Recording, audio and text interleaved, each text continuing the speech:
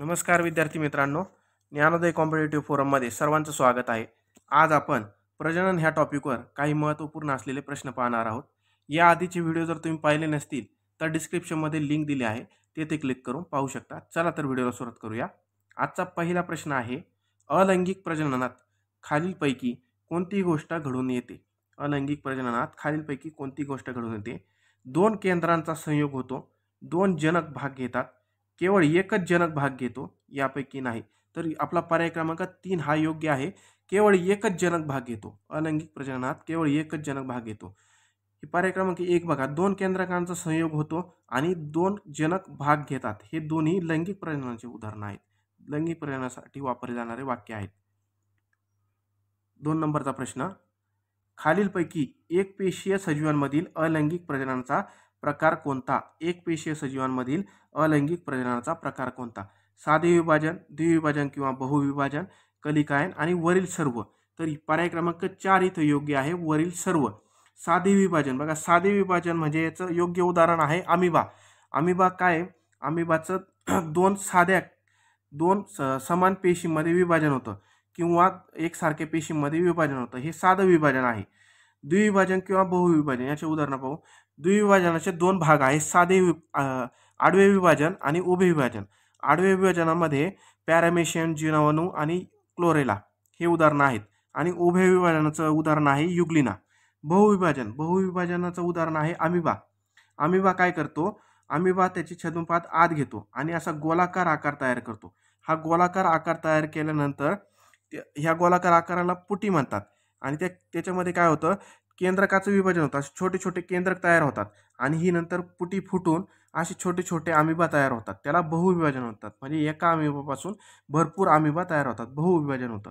कलिकायन, आता कलिकायन म्हणजे ईस्ट. आपल्याला माहिती, ईस्ट हे कलिकायन प्रकारचं प्रजनन करतं.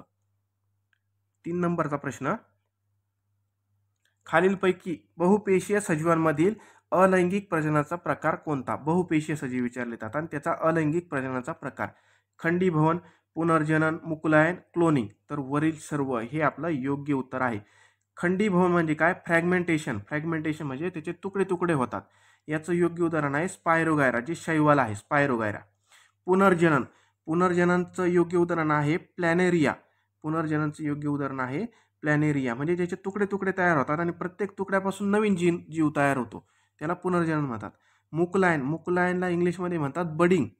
याचं योग्य उदाहरण आहे हायड्रा. 4 नंबरचा पर्याय आहे क्लोनिंग.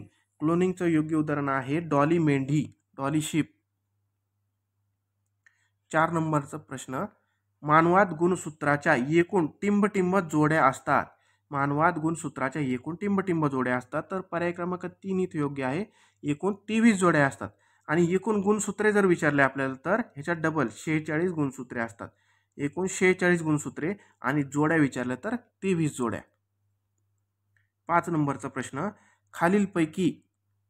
खालीलपैकी टिंबटिंब हा पुरुष प्रजनन संस्थेचा भाग आहे. पुरुष प्रजनन संस्थेचा भाग आहे.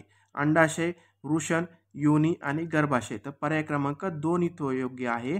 वृषण म्हणजे टेस्टीज हा पुरुष प्रजनन संस्थेचा एक भाग आहे, ज्याला आपण पुरुष प्रजनन संस्थेची ग्रंथी म्हणतो किंवा पुरुष प्रजनन संस्थेचा महत्त्वाचा प्राथमिक अवयव म्हणतो. वृषण हे योग्य उत्तर आहे.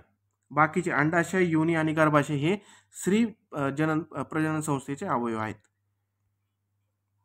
6 नंबरचा प्रश्न, खालीलपैकी कोणता शुक्राणूचा भाग नाही? खालीलपैकी कोणता शुक्राणूचा भाग नाही? डोके, तंतुकणिका किंवा मधला भाग आणि शेपूट. हे तिन्ही भाग आहेत, म्हणजे पर्याय क्रमांक 4 इथे योग्य यायला पाहिजे. यापैकी नाही. डोके, तंतुकणिका किंवा त्याला म्हणतात मधला भाग आणि शेपूट. आता ह्या डोक्यामध्ये काय असतं? केंद्रक असतं. डोक्यामध्ये काय असतं? केंद्रक असतं. मधला भाग जो आहे त्यामध्ये तंतुकणिका असते आणि शेपूट 3 नंबरचा भाग. 7 नंबरचा प्रश्न, खालीलपैकी शरीरातील सर्वात मजबूत स्नायू कोणता? म्हणजे खालील दिलेल्या घटकांपैकी सर्वात मजबूत स्नायू आपल्याला पाहिजे. पर्याय क्रमांक 1 योनी, गर्भाशय, अंडाशय. यापैकी नाही. तर पर्याय क्रमांक 2 इथे योग्य आहे, गर्भाशय. गर्भाशय हा या खालील तिन्हींपैकी सर्वात मजबूत स्नायू आहे. त्यामुळेच गर्भ ह्याच्यात वाढू शकतो आणि अतिशय तो ताणणारा स्नायू आहे. 8 नंबरचा प्रश्न, खालीलपैकी कोणत्या प्राण्यामध्ये बाह्य फलन घडून येते? आता हे फलनाचे दोन प्रकार आहेत, एक आंतरफलन आहे आणि दुसरं बाह्य फलन आहे. तर आपल्याला खालीलपैकी विचारलंय कोणत्या प्राण्यामध्ये बाह्य फलन घडून येते. बाह्य फलन म्हणजे जे शरीराबाहेर घडते आणि आंतरफलन म्हणजे शरीराच्या आत फलन घडून येते. तर पर्याय वाचू आपण, मानव, कोंबडी, गाय आणि मासे. तर पर्याय क्रमांक 4 इथे योग्य आहे. माशांमध्ये बाह्य फलन घडून येते. मानव, कोंबडी आणि गाय यामध्ये अंतफलन म्हणजे शरीराच्या आतमध्ये फलन घडून येते. हा मासे हा इथं योग्य पर्याय आहे. मासे आणि अजून दुसरा पर्याय आपल्याला सांगता येईल बेडूक. बेडकामध्ये सुद्धा बाह्य फलन घडून येते. 9 नंबरचा प्रश्न, असत्य विधान ओळखा. असत्य विधान ओळखा. एक मिनिट. असत्य विधान ओळखा. पर्याय क्रमांक 1, गर्भाशयातील 2 महिन्यांपेक्षा जास्त वाढत्या बालकास गर्भ म्हणतात. 2 महिन्यांपेक्षा कमी गर्भाशयात वाढणाऱ्या गोळ्यास भ्रूण म्हणतात. बालकाच्या जन्माच्या दिवसापासून ते तो बालक 1 वर्षाचा होईपर्यंत त्यास अर्भक म्हणतात. हे तिन्ही पर्याय योग्य आहे, म्हणून पर्याय क्रमांक 4 आपलं योग्य आहे. वरील सर्व हे सत्य आहेत. इथं पर्याय थोडा चेंज करायला लागेल. वरील सर्व ह्या सत्य आहेत. गर्भाशयातील 2 महिन्यांपेक्षा जास्त वाढत्या बालकास काय म्हणतात? गर्भ म्हणतात. 2 महिन्यांपेक्षा कमी गर्भाशयात वाढणाऱ्या गोळ्यास भ्रूण म्हणतात. बालकाच्या जन्माच्या दिवसापासून ते बालक 1 वर्षाचा होईपर्यंत त्यास काय म्हणतात? अर्भक म्हणतात. हे तिन्ही पर्याय योग्य आहेत.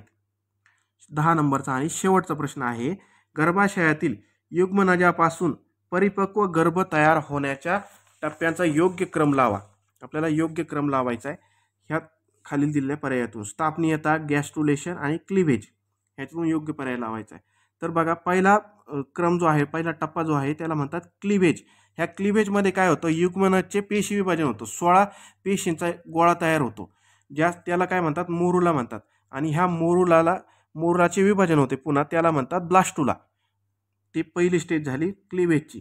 ब्लास्टुला जो आहे, ब्लास्टुला गर्भाशयाच्या भित्तिकेला चिटकतो त्याला काय म्हणतात? स्थापनीयता. म्हणजे तो स्थापन झाला तिथं, त्याला म्हणतात स्थापनीयता. आणि स्थापनीयता झाल्यानंतर गॅस्ट्रुलेशन ही स्टेज घडून येते. ही 3 नंबरची स्टेज आहे.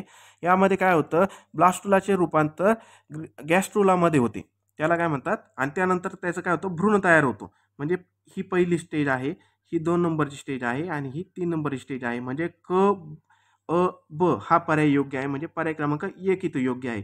क, अ आणि ब, पर्याय क्रमांक 1. ठीक आहे मित्रांनो, आज इतकेच प्रश्न पाहणार आहोत. व्हिडिओ आवडला असेल तर चॅनलला सबस्क्राईब नक्की करा आणि शेअर नक्की करा. धन्यवाद.